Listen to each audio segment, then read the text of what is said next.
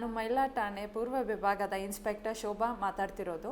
ನಿಮಗೆಲ್ಲ ತಿಳಿಸುವುದೇನೆಂದರೆ, ಇತ್ತೀಚಿನ ದಿನಗಳಲ್ಲಿ ಮ್ಯಾಟ್ರಿಮೋನಿ ಆ್ಯಪ್ ಒಳ್ಳೆಯದು ಹೌದು, ಕೆಟ್ಟದ್ದು ಹೌದು. ಆದರೆ ಕೂಲಂಕುಷವಾಗಿ ಪರಿಶೀಲಿಸಿದ ಹೊರತು, ವ್ಯಕ್ತಿಗಳ ಬಗ್ಗೆ ವಿವರಗಳನ್ನು ಪೂರ್ತಿಯಾಗಿ ತಿಳಿದುಕೊಳ್ಳದ ಹೊರತು ಯಾವುದೇ ಕೂಡ ಮದುವೆಯ ಪ್ರಪೋಸಲ್ನ ಮಾಡದೇ ಇರೋದು ಒಳ್ಳೆಯದು. ನಾ ಏನು ಹೇಳ್ತೀನಿ ಅಂದರೆ, ಮ್ಯಾಟ್ರಿಮೋನಿನಲ್ಲಿ ಅವರು ತಮ್ಮ ವೈಯಕ್ತಿಕ ವಿವರಗಳನ್ನು ತಾವೇ ಫಿಲ್ ಮಾಡಿರುತ್ತಾರೆ.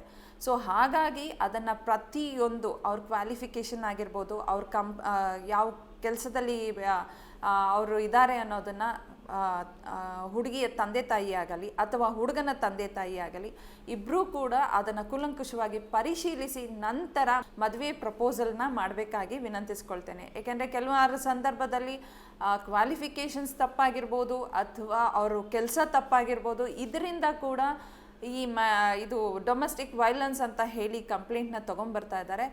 ಡೊಮೆಸ್ಟಿಕ್ ವೈಲೆನ್ಸ್ ಅದರಲ್ಲಿ ಕಂಡು ಬಂದಿಲ್ಲ ಅಂದ್ರೂ ಮೋಸ ಅನ್ನೋದು ಕಂಡು ಬಂದಿರುತ್ತೆ.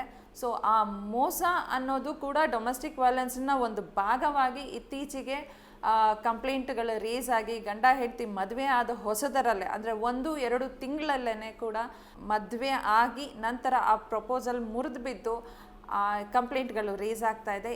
ಆದಷ್ಟು ಈ ಮ್ಯಾಟ್ರಿಮೋನಿಯಲ್ ಆ್ಯಪಲ್ಲಿ ಬಂದಂಥ ವಿವರಗಳನ್ನ ಕೂಲಂಕುಷವಾಗಿ ಪರಿಶೀಲಿಸಿ ನಂತರ ಮದುವೆ ಆಗಬೇಕಾಗಿ ಕೇಳಿಕೊಳ್ತೇನೆ.